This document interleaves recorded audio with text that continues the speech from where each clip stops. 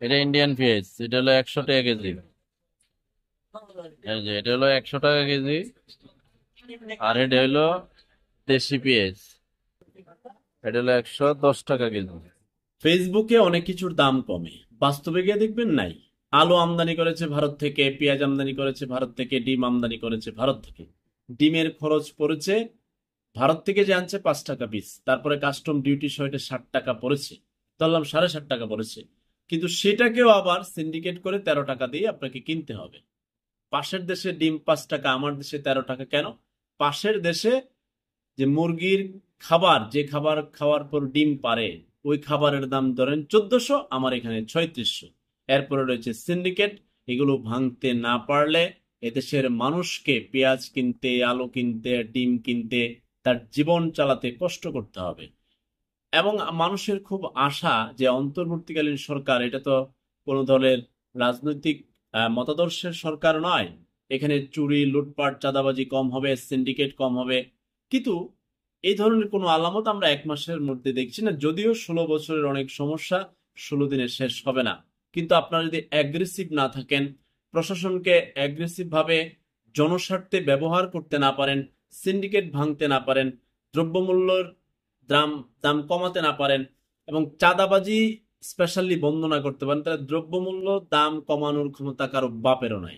Clear করে বলছি, কারো বাপেরও নাই। কারণ যে সবজিটা কৃষকের কাছ থেকে আসে গাড়ি দিয়া, ওই গাড়িতে একটা চাঁদা বসায় দেয়, ওই চাঁদাটা পণ্যের উপর বসায় দেয়, পণ্যের দাম বাড়ে, জনগণের পকেট থেকে অতিরিক্ত দাম যায়, মূলত জনগণের কাছ থেকে চাঁদাবাজিটা করে।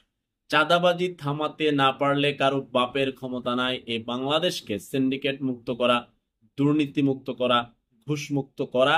এবং কোন সরকার সসম্মানে বিদায় নেওয়ারও ক্ষমতা থাকবে না। কারণ জনরোষে পরিণত হবে, জনগণ ক্ষিপ্ত হবে, জনগণ রাগান্বিত হবে, জনগণের দেশপ্রেম ভুলে গিয়ে আপনার উপর ক্ষিপ্ত হয়ে আপনার উপর অসৎ আচরণ করবে।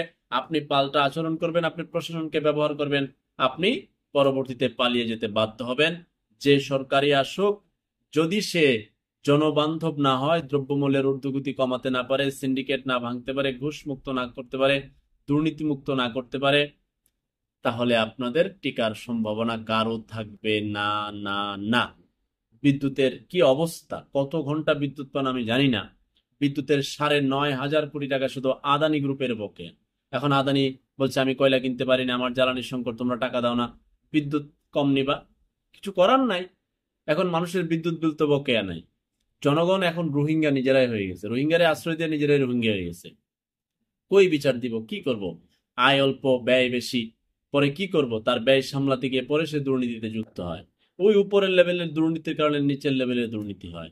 মানুষ তো বাঁচতে হবে, মানুষের তো কষ্ট হচ্ছে রে ভাই। আগের সরকার এর বিরুদ্ধে মানুষ এত যে নেমে পড়েছে, তাদের অপশাসন, দুঃশাসন, পাশাপাশি সবচেয়ে বেশি ছিল দ্রব্যমূল্যের ঊর্ধ্বগতি, বিদ্যুতের ঝামেলা, শিক্ষায় ঝামেলা, চাঁদাবাজি। মানে সবকিছুর বিপরীতেই তো এই জনরোষ, এই গণ অভ্যুত্থান। এখন অদূর ভবিষ্যতে যদি এগুলো চলে এবং কোন সরকারের মাধ্যমে এগুলো চলে, তাহলে সেই সরকার কি টিকে থাকতে পারবে? পারবে না তো। ইলিশ জাতীয় মাছ, জাতীয় মাছ পাঙ্গাস করেন, ইলিশ জাতীয় মাছ, অথচ এটা 1400, 1500, 1600, 1700, 1800, 2000 টাকা কেজি। কি আশ্চর্য ব্যাপার! কোথায় সিন্ডিকেট? রপ্তানি হচ্ছে না, গোপনে পাচার হচ্ছে। ভারতের লোক এখানে বসে আড়তদের, আড়তের আপনার টনের টন ইলিশ কিনছে, ওখানে স্টোর করছে, বাংলাদেশের ব্যবসায়ীরা সহায়তা করছে, এগুলো পাচার হচ্ছে, বিজিবি ধরছে, কিছু ধরছে, কিছু চলে যাচ্ছে। এত সব অনিয়মের বাংলাদেশ কেন? তাহলে কি আমি বলতে বাধ্য হব দেশপ্রেমিকরা বাংলাদেশে শেষ পর্যন্ত থাকতে পারবে না, টিকতে পারবে না? এখানে থাকবে চুর, বাটপাট, সিন্ডিকেটকারী, লুটতরাজকারী, চাঁদাবাজ, অন্যায়কারী, তারাই থাকবে। মানে রাজনীতি একটা লাভজনক ব্যবসায় পরিণত হয়েছে। গণতন্ত্রের দোহাই দিয়ে, সংবিধানের দোহাই দিয়ে মানব সরকার দানবে পরিণত হয়। এবং যে সরকার জনগণের ভোটে আসে, সেই সরকার জনগণকে জিন্দিগি তামা করে ফেলে। ওদের ওদের ওদের ছায়ায়, ওদের ইশারায়, আমি ক্লিয়ার করে বলি, ওদের ইশারায়, ওদের ছায়ায়, ওদের সমিতি সংগঠন, ওদের খরচাপাতি জনগণের কাছ থেকে উঠিয়ে নেয় চাঁদার মাধ্যমে, সিন্ডিকেটের মাধ্যমে, দুর্নীতির মাধ্যমে, ঘুষের মাধ্যমে। এত সব সিস্টেম কত কাল আর চলবে? স্বাধীনতা পরবর্তী 53 বছর চলেছে। এখন সামনের দিনগুলোতে যদি চলে, বারবার কি গণ অভ্যুত্থান হবে? বাঙালি শুধু আন্দোলন করবে, কখনো দ্রব্যের জন্য, আপনার দ্রব্যমূল্যের জন্য, কখনো শিক্ষার জন্য, কখনো অর্থনীতির জন্য, কখনো চাকরির জন্য। বাঙালির কাজ শুধু আজীবন আন্দোলন করার, মেহনতি মানুষ মরে যাওয়া, ছাত্র মরে যাওয়া, গার্মেন্টসে অস্থিরতা, সে ওষুধ শিল্পে অস্থিরতা, ব্যাংকে অস্থিরতা, দ্রব্যমূল্যে অস্থিরতা। কেউ ইচ্ছা করে করছে তারা আসার জন্য, কেউ আবার টিকে থাকার জন্য, সামনের দিনগুলো নেতৃত্ব দেওয়ার জন্য খাওয়া শুরু করেছে। আবার অন্তর্বর্তীকালীন সরকার গুছিয়ে নিচ্ছে বলে তারা ইনেকটিভ বলবো না, কিন্তু তাদের প্রশাসন ইনেকটিভ। পুলিশ কাজ করছে না, বিজিবি তো বর্ডারে কাজ করছে, র্যাব কিভাবে কাজ করছে আমি জানি না, সেনাবাহিনী মাঠে আছে, কিন্তু সেই 111-এর সেনাবাহিনীর মতো অ্যাগ্রেসিভ কঠোর অবস্থায় নেই বলে একেবারে স্থবির অবস্থায় জনজীবন বিপন্ন। এখন বলবেন এটাই কি স্বাধীনতা, এটাই কি বিপ্লব? না। সবার সহযোগিতা প্রয়োজন, সবার আন্তরিকতা প্রয়োজন, সবার দেশপ্রেম প্রয়োজন, সবার ভেতর থেকে স্বৈরাচারী মনোভাব দূর করা প্রয়োজন। সেটা সমিতি, সংগঠন, রাজনৈতিক সংগঠন, অফিস, আদালত, ব্যক্তি, পরিবার, সমাজ, সব জায়গা থেকে স্বৈরাচারী মনোভাব দূর করতে হবে।